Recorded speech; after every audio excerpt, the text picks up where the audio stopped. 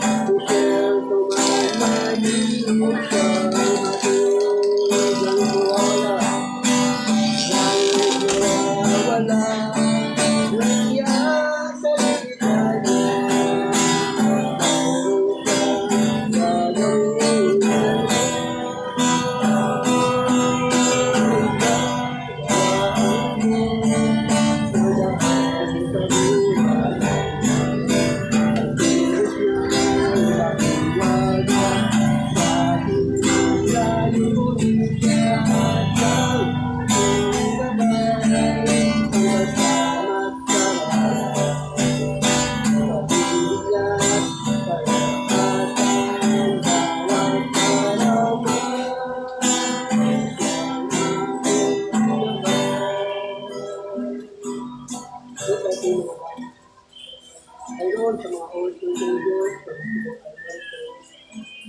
upang tayo aming pinigin, dahil sa paninin niyo dati ng talatang testimony sa mga pagsusuwag.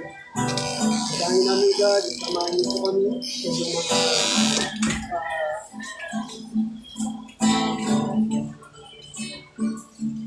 pinigin noon na maging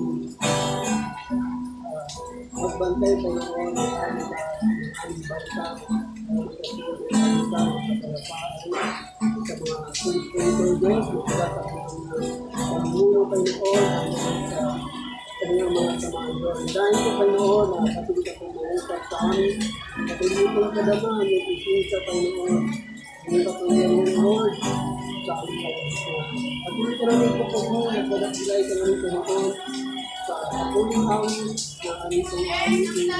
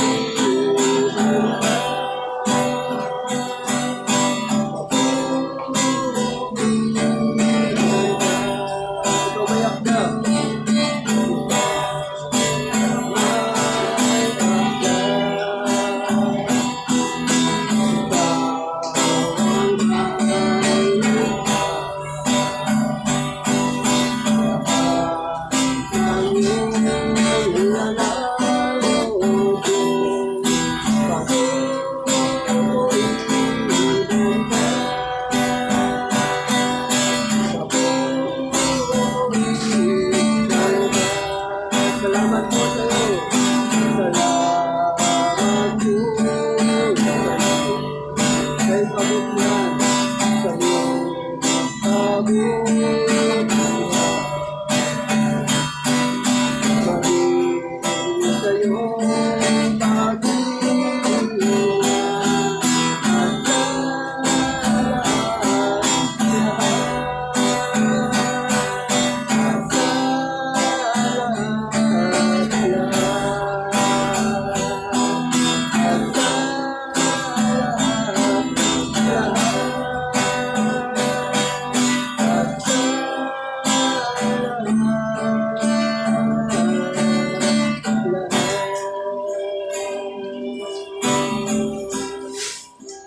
Huling na Panginoon sa Lord ng Diyos.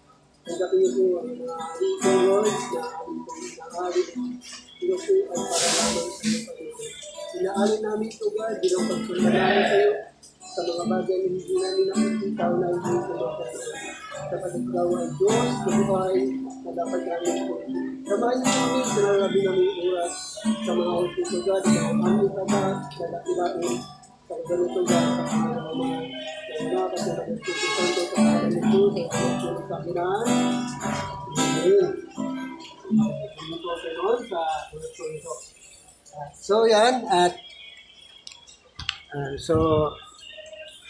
sa baka gising mo muna magpasalamat sa Panginoon, baka pwede ba kayo magpasalamat sa Diyos sa mga bagay na nangyayari po sa inyo na dapat natin pasalamatan po sa Panginoon. Sino pong gusto magpasalamat? Thank you, Lord. Sir? So, purihin ang Panginoon, no? At sa oras pong ito ay, yan, darako na po tayo sa salita po ng ating Panginoon sa, andyan na ba tayo makinig ng salita ng Diyos? Amen? Amen. Amen. So, purihin ng Panginoon, yan, ang ating pong pag-aaralan ngayon ay patungkol po sa tinatawag na baptizing. Kayo po ba'y nabautismuhan na? Ang bautismo po ay ito po ay isinasagawa po ito sa mga matatanda, hindi po ito sinasagawa sa mga bata, no? So, yun po ang ating po pag-aaralan patungkol po sa tinatawag na baptism.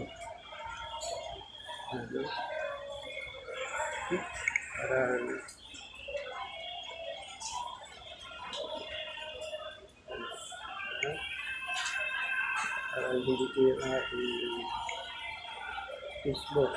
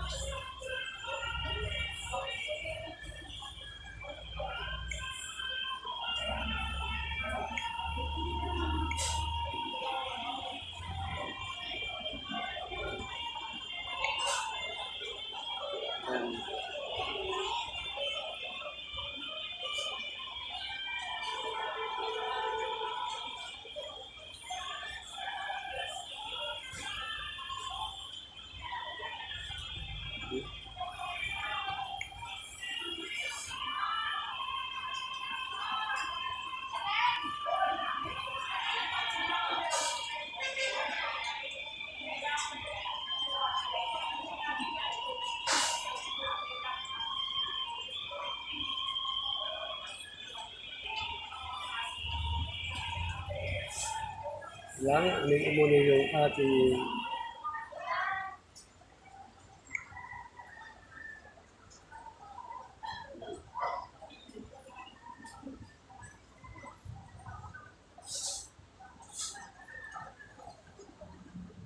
so yun ang ay nung nakaraan po ay nagbaptism kami nung linggo sa aquatic at yan.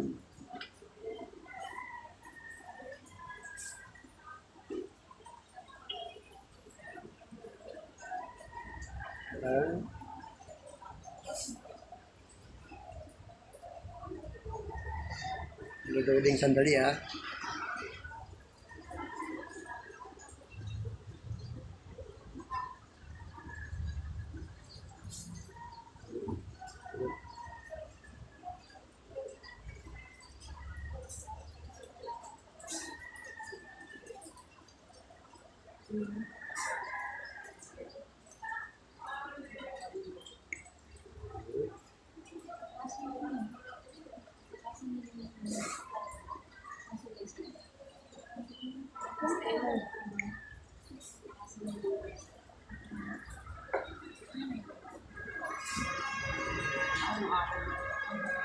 So yung mga ano po, yung mga video po natin sa YouTube channel, ah i-ano lang niyo po ko kumbaga sa ano sa Facebook ko, i-print niyo po ako para mapanood niyo po yung mga ano po natin sa YouTube. Nandun po lahat yung mga gawain. Ayan.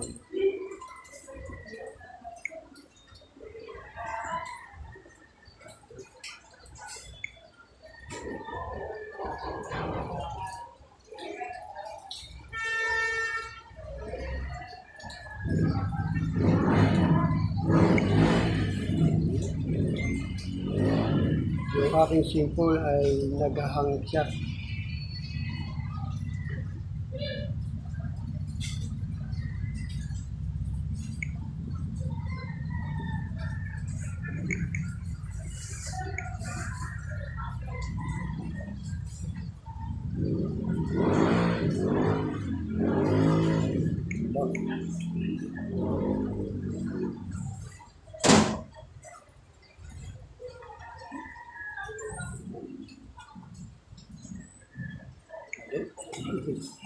So sana nandito po kasi yung mensahe ko sa aking sa aking messenger.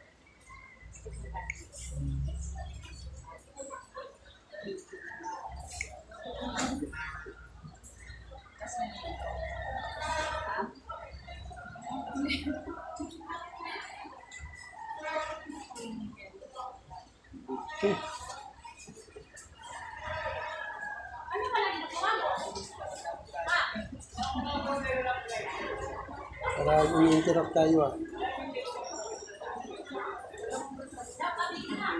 Na.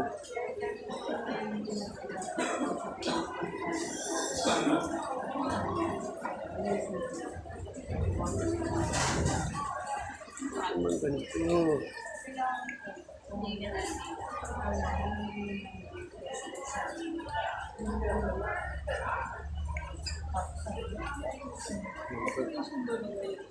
Yan. So, yan. So purihin ng Panginoon sa oras pong ito. Nandito na po yung ating mensahe.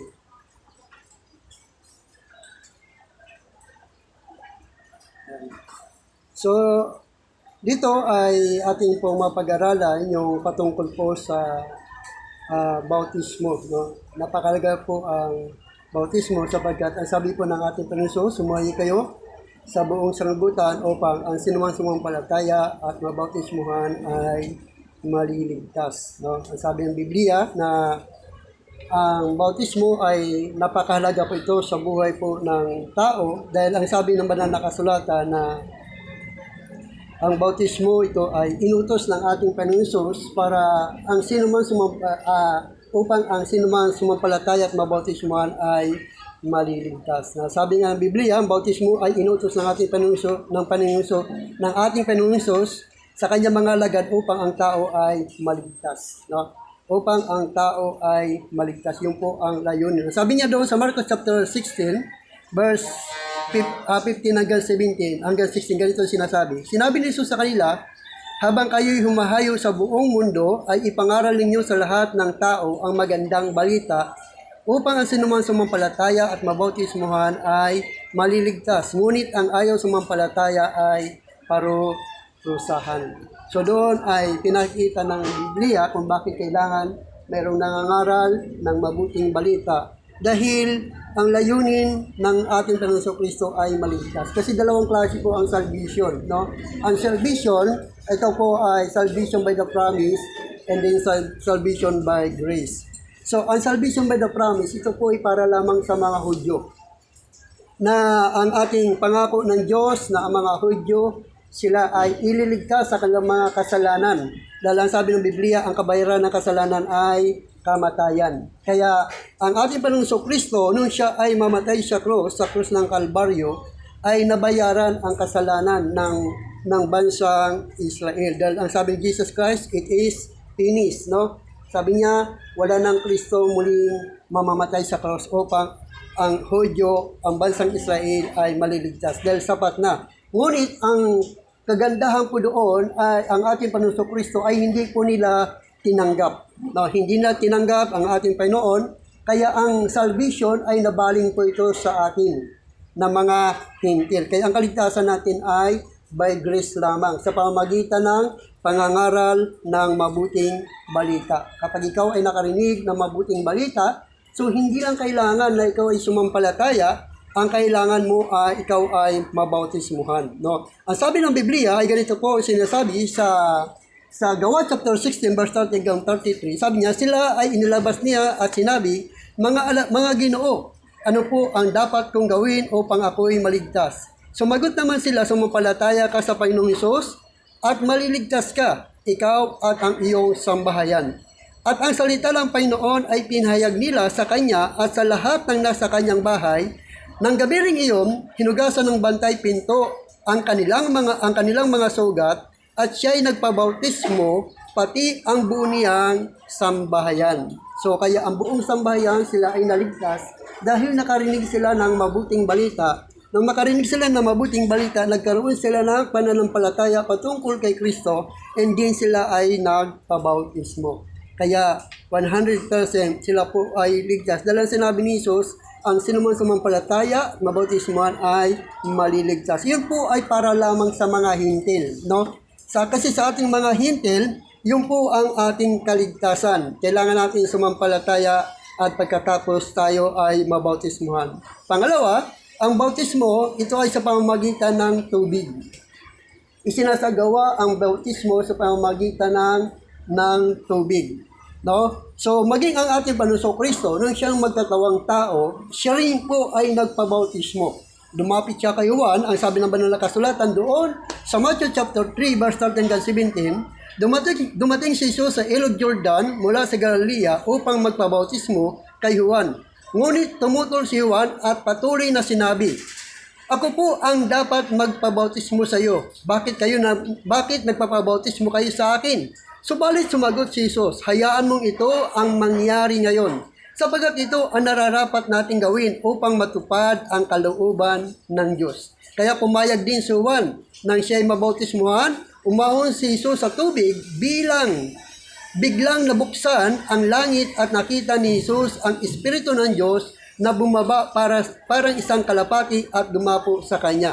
At isang tinig mula sa langit ang nagsabi, ito ang minamahal kong anak na lubos kong kinalulugdan. So doon ay makikita natin na ang bautismo ay isinisagawa ito sa tubig. At maging ang ating Panginoon Kristo, bagamat siya Diyos na nagkatawang tao, sinunod niya yung kalooban ng Diyos. Ibig sabihin kapag ikaw ang isang tao ay nagpabautismo, sinusunod niya ang kalooban ng Diyos. Dahil sinabi ni Jesus Christ, hindi lahat ng tumatawag sa aking Panginoon ay maliligtas, kundi yun lamang sumusunod sa kalooban ng aking amang nasa langit. So, doon ay, nung sinunod ni Jesus Christ ang kalooban ng kanyang ama, siya ay lumapit sa Juan Bautista at nagpabautismo. Nung siya mabautismohan, may isang tinig na nagmula sa langit, ito ang lubos kong anak na kinalulugdan. So, nagagalak po ang Panginoon kapag tayo ay sumusunod sa kanyang kalooban. Kaya dito makikita natin, nung maging si Jesus Christ pagkatapos niyang bautismuhan, ay siya rin po ay isinagawa niya rin ang bautismo. Kaya tawag nung follow the leader. No? Follow the leader. Kailangan gawin mo muna ang isang bagay bago mo ipagawa sa iba. No? Bago mo ipagawa sa iba. So maging ang ating Panginoon Kristo ay nagbautismo rin pagkatapos niyang mabautismuhan ni Juan Bautista. Doon sa John chapter 3, verse 23 hanggang 26, ang sabi niya, pagkatapos nito si Jesus at ang kanyang mga alagad ay nagpunta sa lupain ng Judea, nanatili sila roon ng kaunting panahon at nagbabautismo ng mga tao. Samantalang si Juan ay nagbabautismo naman sa Inon, malapit sa Salim sapagkat maraming tubig doon. Pumupunta sa kanya ang mga tao at nagpapabautismo. Hindi pa noon nabibilanggo si Juan. Minsan nagkaroon ng pagtatalo ang mga alagad ni Juan at ang isang Hudyo tungkol sa ritual na paglilinis. Kaya pumunta sila kay Juan at sinabi sa kanya, Guro, naalala po ba ninyo na ang lalaking kasama ninyo sa ibayo ng Jordan na inyong pinatutuhanan, siya po ay nagbabautismo rin at nagpupunta sa kanya ang lahat. So doon makikita natin, pagkatapos ng mabautismo ni Jesus Christ, maging ang ating Panginoon Kristo ay isinagawa rin ang bautismo doon sa mga taong nanampalataya sa Kanya, sa mga taong naniniwala sa Kanya. Kaya dito, sinasabi ng Biblia na ang bautismo ay sinasagawa sa tubig. Pangatlo, ang bautismo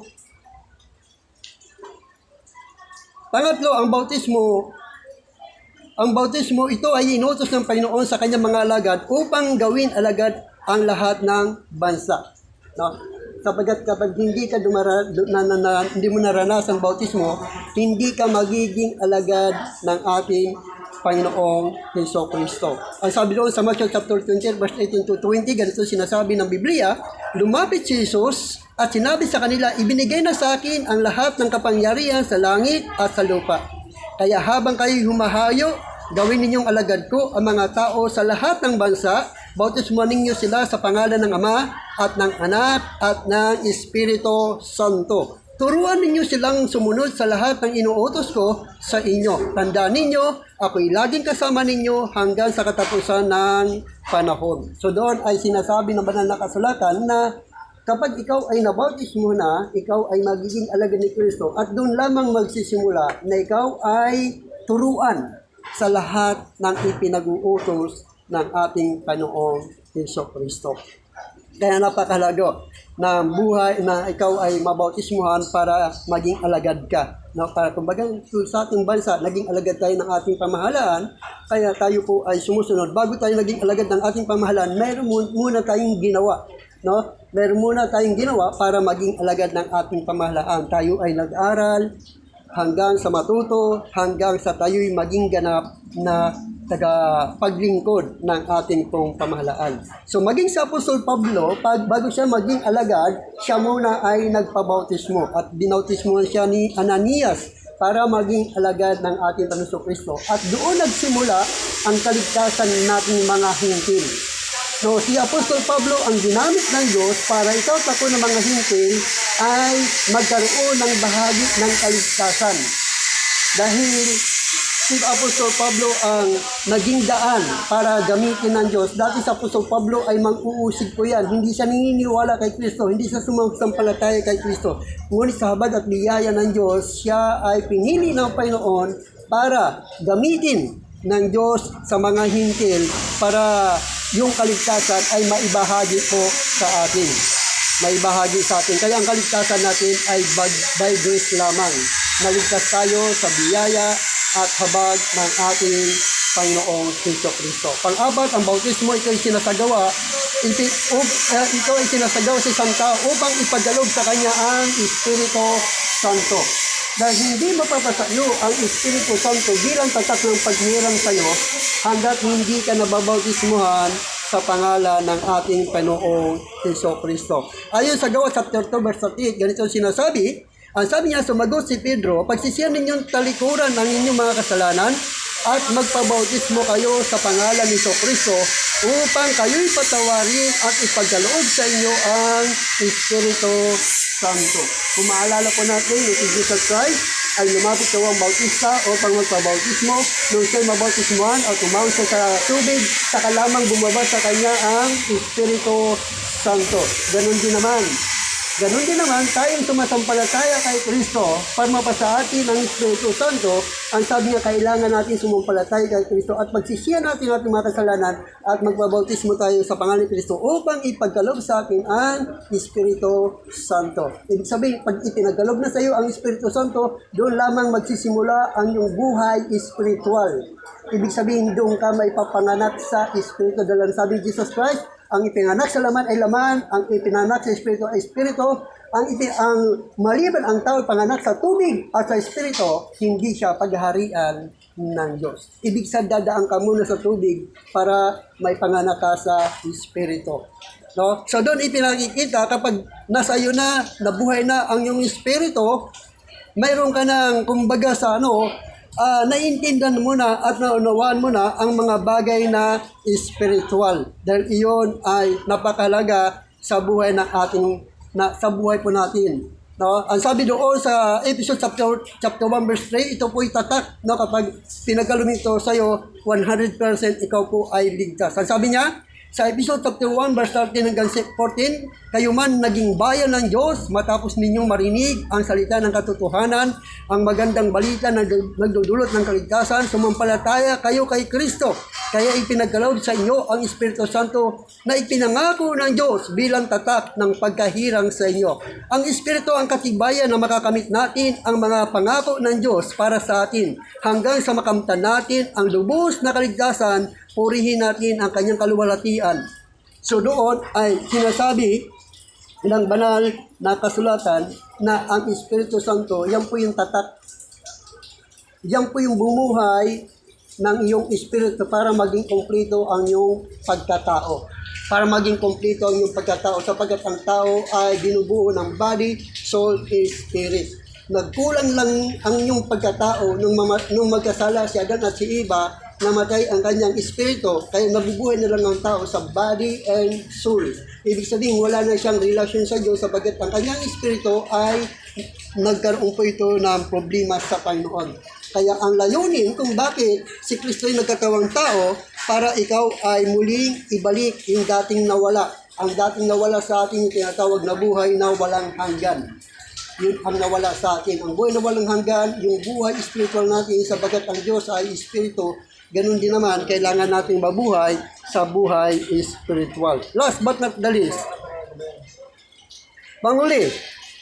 Ang sabi, panghuli, isinasagawa ang bautismo sa isang tao upang maging kabahagi sa kamatayan ni Kristo. Sapagkat ang kamatayan ni Kristo ay para lamang sa mga Hudyo, hindi para sa mga Hintil. Kaya kailangan natin mga Hintil mabautismohan para maging kabahagi tayo sa kamatayan ni Kristo sapagkat ang kabayaran ng kasalanan ay kamatayan. So, kapag tayo ay naging kabahagi sa kamatayan ni Kristo, pwede nang mabayaran ang ating mga kasalanan. Ang sabi doon sa Roma chapter 6 verse 1 hanggang 14, ganito sinasabi. Ang sabi ng Biblia ay ganito. Ano ngayon ang sasabihin natin? Patuloy ba tayong magkakasala upang sumagana sa atin ang kagandang loob ng Diyos? Hindi. Tayo'y patay na sa kasalanan. Paano pa tayo mamumuhay sa pagkakasala? Hindi ba ninyo alam na tayong lahat na nabautismuhan kay Jesucristo, kay Kristo Jesus, ay nabautismuhan sa kanyang kamatayan? Sa makatuwid tayo namatay at nalibing na kasama niya sa pamamagitan ng bautismo upang kung paanong binuhay si Kristo sa pamamagitan ng dakilang kapangyarihan ng Ama, tayo rin ay magkakaroon ng panibagong buhay sapagkat kung nakasama niya tayo sa isang kamatayan tulad ng kanyang kamatayan, tiyak na tayo ay makakasama rin niya sa muling pagkabuhay tulad ng kanyang muling pagkabuhay. Si Kristo namatay sa laman at muling nabuhay sa Espiritu. No? Si Kristo namatay sa laman at muling nabuhay sa Espiritu. Kaya ganoon din naman, kapag tayo nabautismuhan sa pangalan ni Kristo, para tayong inilibing katulad ni Kristo. At naging kabahagi tayo sa kamatayan ni Kristo para mabayaran ang ating mga kasalanan. Dahil doon sa Roma chapter 6 verse 23, ang kabayaran ng kasalanan ay kamatayan. So kapag tayo ay nabautismo sa pangalan ni Kristo, nagiging kabahagi tayo sa kamatayan ni Kristo, kaya ang kasalanan mo ay tinatawad ng ating Panginoong Jesucristo.